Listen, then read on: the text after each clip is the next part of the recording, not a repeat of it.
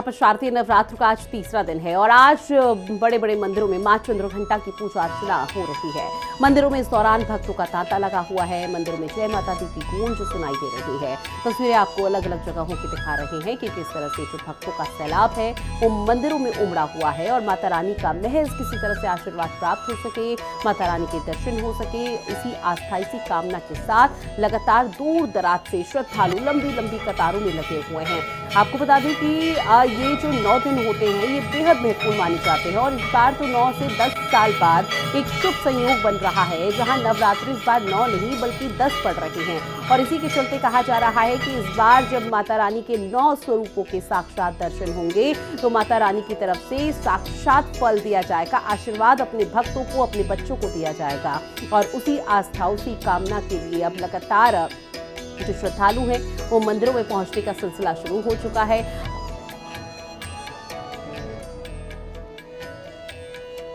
और शुभांगी भट्ट सनातन धर्म मंदिर से हमारे साथ लाइव बनी हुई है, साथ ही जगत तोपवाल भी हमारे साथ जुड़े हुए हैं जो कि गायत्री शक्तिपीठ मंदिर से लाइव जुड़े हुए हैं। आज शुभांगी, सबसे पहले आपके पास आते हुए, चूंकि आज नवरात्र का तीसरा दिन है, मां चंद्रघंटा की पूजा अर्चना की जा रही है, देहरादून से या जहां पर आपकी उपस्थिति है वहां से क्या कुछ तस्वीरें?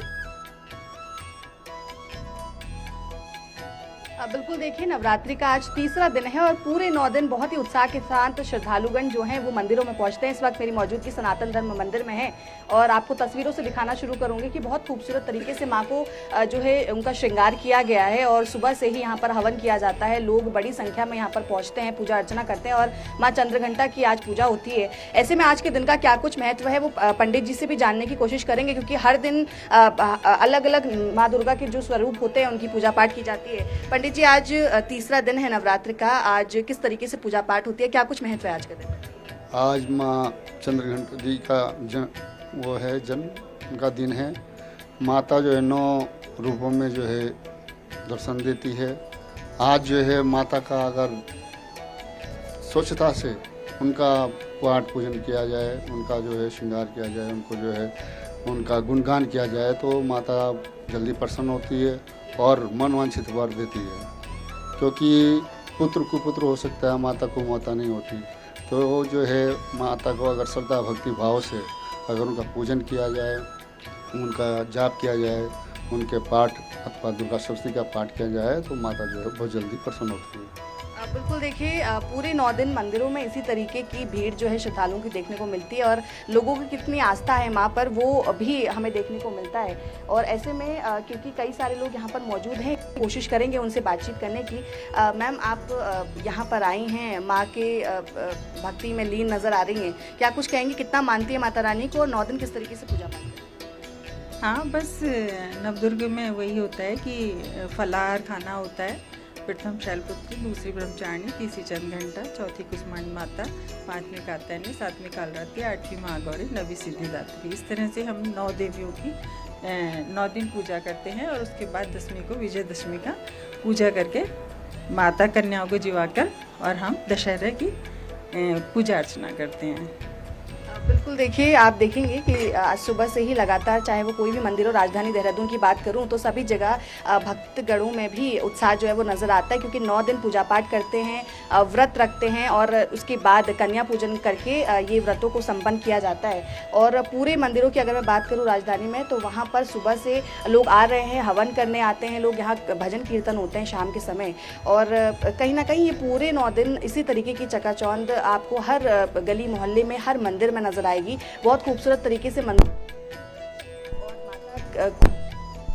बिल्कुल, देखिए माता रानी के दरबार को बहुत खूबसूरत तरीके से सजाया गया है और उसको लेकर न सिर्फ देहरादून बल्कि देवभूमि के अलग अलग हिस्सों से तस्वीरें देखने को मिल पा रही हैं। आज जगत भी हमारे साथ जुड़े हुए हैं। जगत, आपके पास क्या जानकारी और जहां पर आपकी उपस्थिति वहां से क्या कुछ तस्वीरें आज के दिन को लेकर सामने आ पा रही है?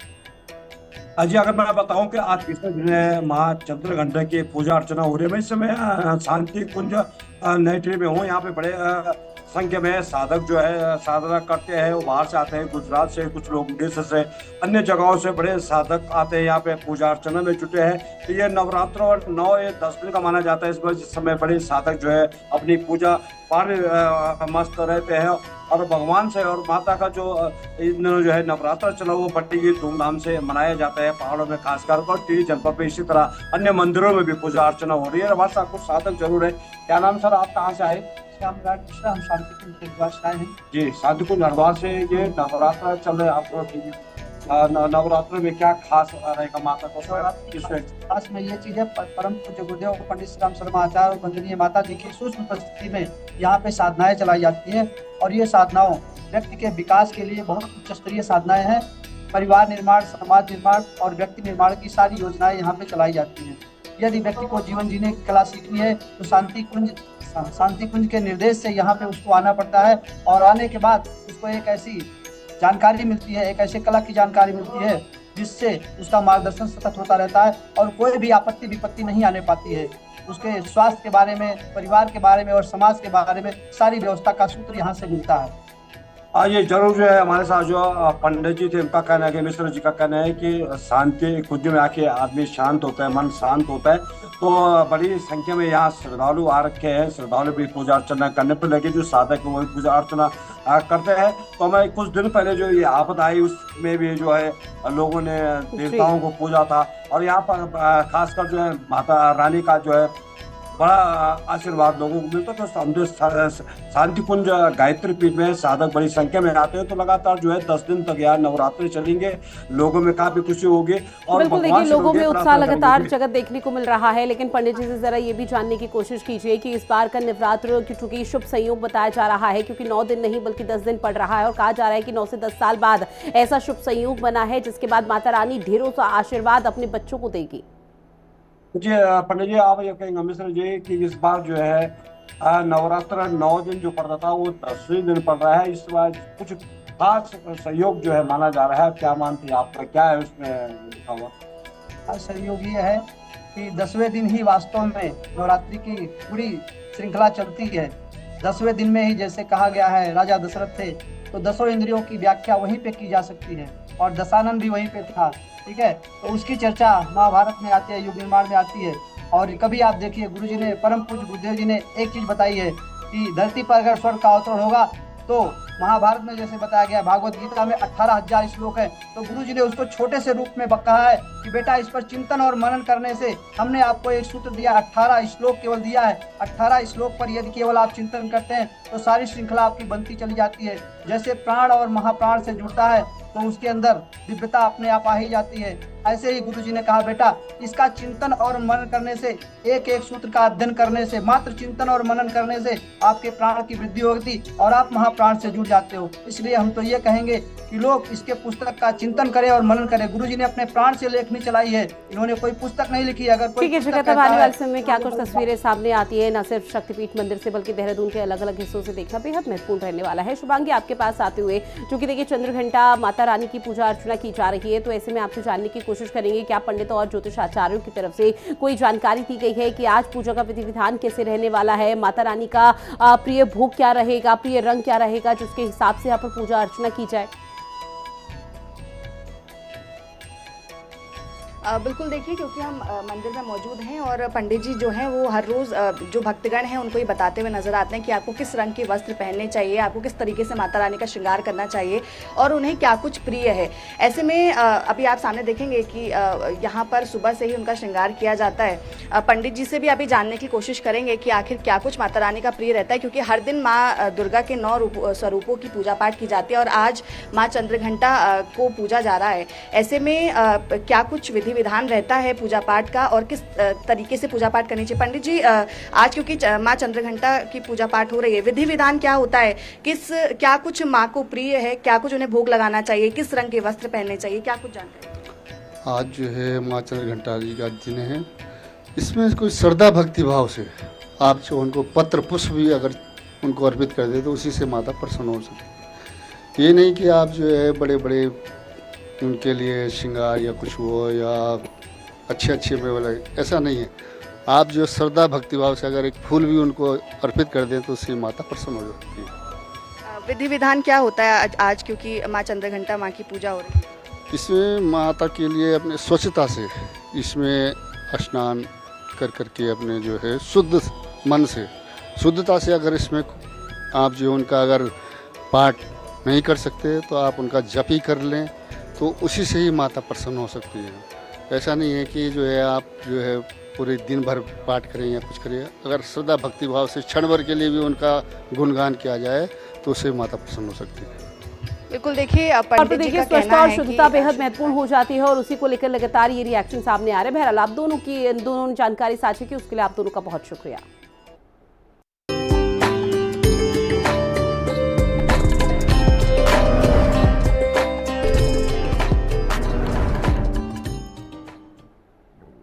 चलिए अब बात करेंगे उत्तराखंड की बड़ी खबरों की, जहां नैनीताल के सांसद और केंद्रीय रक्षा राज्य मंत्री अजय भट्ट ने देश और प्रदेश के अहम राजनीतिक और सामाजिक मुद्दों पर अपना रिएक्शन दिया है। हल्द्वानी में मीडिया से रूबरू होते हुए अजय भट्ट ने केंद्र सरकार द्वारा लागू किए गए जीएसटी रिफॉर्म को एक ऐतिहासिक कदम बताया। उन्होंने कहा कि जीएसटी ने पूरे देश को एक प्रणाली में जोड़ने का काम किया है। पहले जहां अलग अलग राज्यों में अलग टैक्स लगते थे, वो अब एक समान कर व्यवस्था से न केवल व्यापारियों को सुविधा मिली है बल्कि आम उपभोक्ता को भी राहत मिली है। पेपर लीक मामले पर भी प्रतिक्रिया देते हुए अजय भट्ट ने कहा कि राज्य सरकार इस मुद्दे पर बेहद गंभीर है और दोषियों को किसी भी हाल में बख्शा नहीं जाएगा। ऐतिहासिक कदम फिर से मोदी जी ने उठाया है। जो असंभव सा लगता था, किसी को विश्वास ही नहीं था, आज दुनिया की भी आंखें खुली की खुली रह गई। मोदी जी हैं तो सब कुछ संभव है, वो फिर से सत्य हुआ है। जीएसटी 28% जिस पर थी वो 18 में, 12% वाला 5 में, और आवश्यक वस्तुओं पर जीएसटी शून्य, लाइफ सेविंग जो दवाइयाँ हैं उन पर शून्य, LIC पर शून्य, ऐसे ही एक लिस्ट है जिस पर शून्य हुई है। अब आप देख लीजिएगा कि जो हमको दबाना चाह रहे थे, इससे उनकी भी आंखें खुल गई। अब हमारे देश की बाइंग कैपेसिटी ज़्यादा बढ़ गई, गरीब आदमी भी ज़्यादा सामान खरीद सकता है। वहीं भर्ती पेपर लीक मामले में युवाओं का आक्रोश थमने का नाम नहीं ले रहा है। जहां चंपावत में सैकड़ों बेरोजगार युवाओं ने मुख्यमंत्री की विधानसभा चंपावत में मुख्यमंत्री के खिलाफ जोरदार नारेबाजी करते हुए प्रदर्शन किया। प्रदर्शन के दौरान युवाओं ने राष्ट्रीय राजमार्ग को जगह जगह जाम कर दिया। किसी तरह समझाने बुझाने के बाद युवाओं ने राष्ट्रीय राजमार्ग से जाम खोला। युवाओं ने बस स्टेशन से लेकर डीएम कार्यालय चंपावत तक आक्रोश रैली निकाली, जहां इस दौरान युवाओं ने धामी सरकार के खिलाफ जोरदार नारेबाजी करते हुए भर्ती परीक्षा को रद्द करने, सीबीआई जांच की मांग करने और आरोपियों के खिलाफ कड़ी कार्रवाई करने की मांग की है।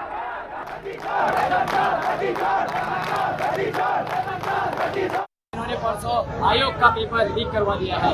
एक ऐसी घटना जिसको पुनः इन्होंने आज से 2021 में पेपर लीक जो लगातार चलते आ रहा है, इन्होंने सबसे बड़ा नकल विरोधी कानून बनाया। लेकिन आज देखिए कि इन्हीं के 13 महीने बाद जब वो हकम से छूटता है तो फिर पेपर लीक करवाता है। क्या सरकार की मिली भगत है या फिर दोबारा से सरकार चाहती है कि 5 दिनांक में पेपर पेश करके दोबारा से युवाओं को भविष्य को खराब करने का कार्य करेगी। एक ऐसी सरकार जिसने केवल और केवल भ्रष्ट लोगों को अपने साथ जोड़ के रखा है। आज युवा बहुत दुखी भी था और आक्रोशित भी था, और हो भी क्यों ना।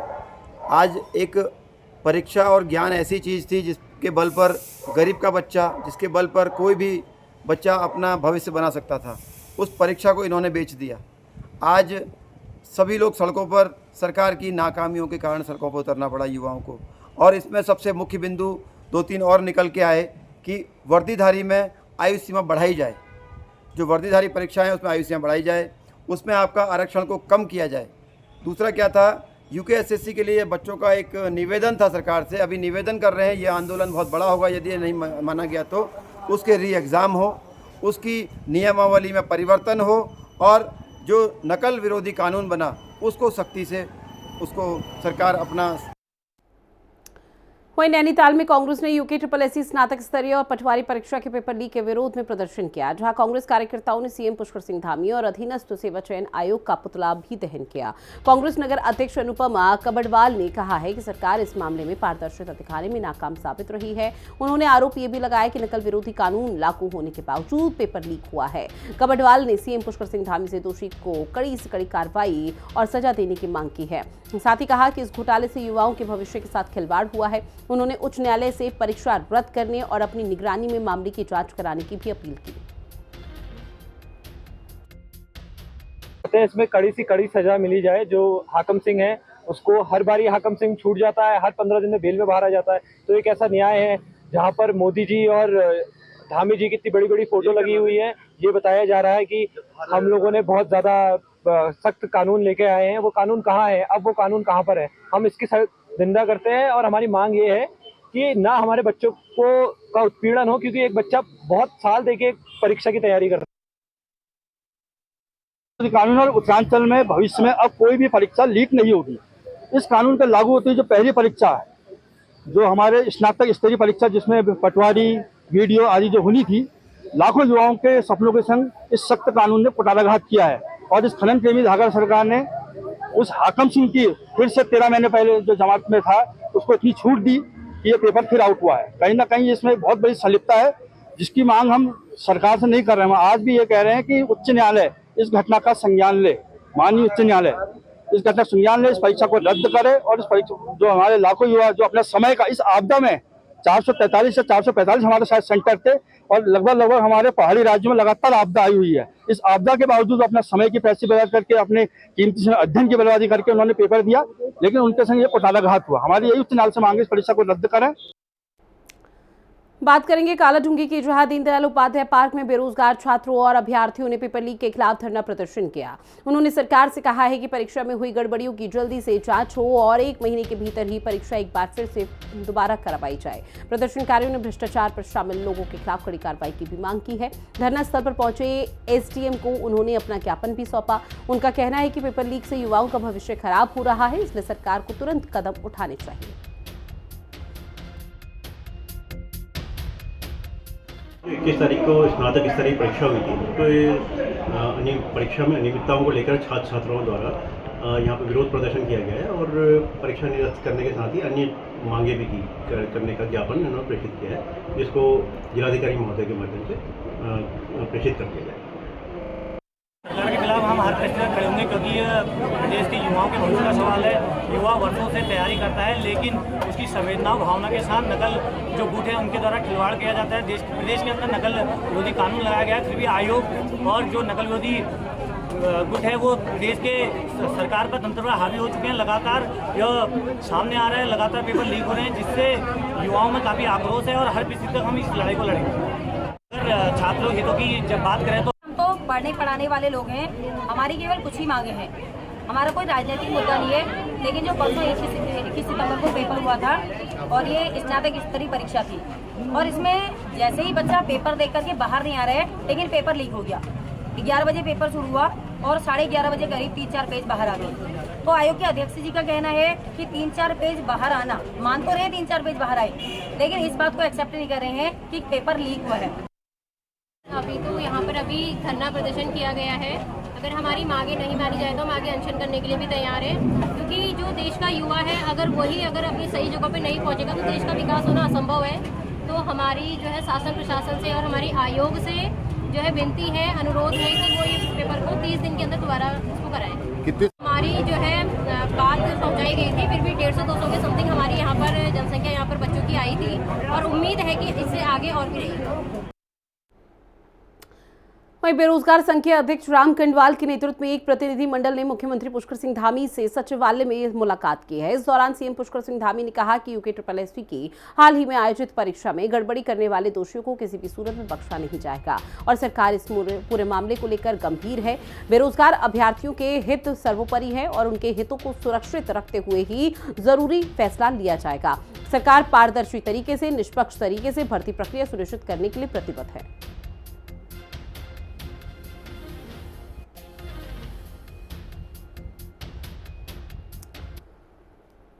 हरिद्वार के जिला अधिकारी मयूर दीक्षित ने जांच की तो पता चला कि कई शिकायतें तो काफी लंबे समय से निपटाई ही नहीं गई है। कुछ शिकायतें 36 से 90 दिन तक और कुछ तो 180 दिन से भी ज्यादा पुरानी थी।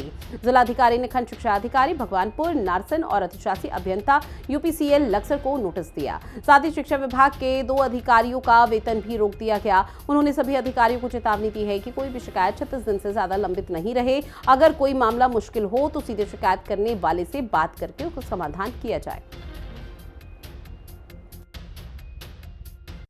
जन सुनवाई के दौरान सीएम हेल्पलाइन की हमने समीक्षा करी थी।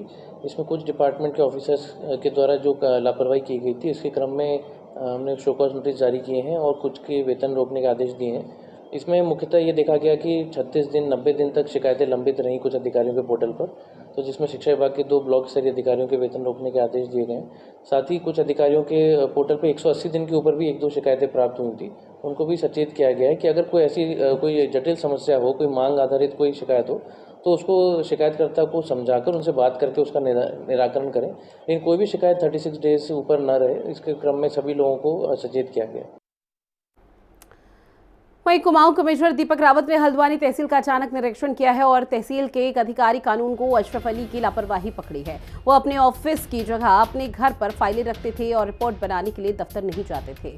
इसके अलावा फाइलों को जानबूझकर लंबित रखकर काम में देरी करते थे। कमिश्नर ने इस पूरे मामले की जांच कराने और कड़ी कार्रवाई करने के लिए जिला अधिकारी को आदेश दिया।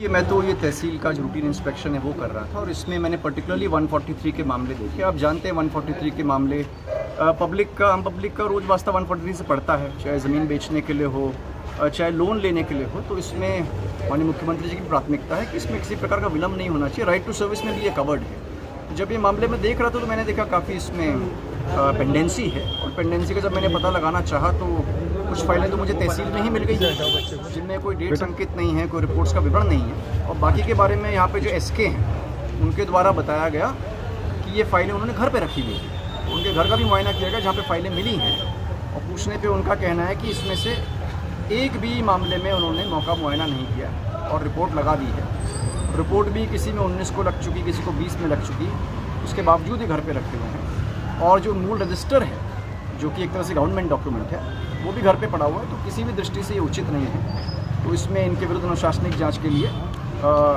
डीएम नैनीताल को मैं निर्देश दूँ। बात रानीखेत की करेंगे, जहां पर क्षेत्रीय आयुर्वेद अनुसंधान संस्थान में 10वें राष्ट्रीय आयुर्वेद दिवस 2025 पर भगवान धन्वंतरी की मूर्ति के समक्ष मुख्य अतिथि विनोद खुलबे, प्रधानाचार्य, संस्थान के प्रभारी सहायक निदेशक डॉक्टर ओम प्रकाश ने दीप प्रज्वलित कर कार्यक्रम की शुरुआत की।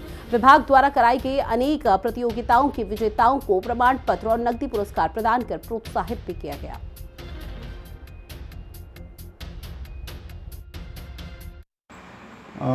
सबसे पहले तो ये भगवान धन्वंतरी दिवस नहीं मनाया गया है, राष्ट्रीय आयुर्वेद दिवस मनाया गया है, जिसके उपलक्ष्य में बहुत सारे कार्यक्रम, पूरे महीने भर का कार्यक्रम था ये, और जो उसका समापन था जिसमें विभिन्न प्रतियोगिताएं जो हुई थी उसके पुरस्कार वितरण का कार्यक्रम था जो आपके सामने था।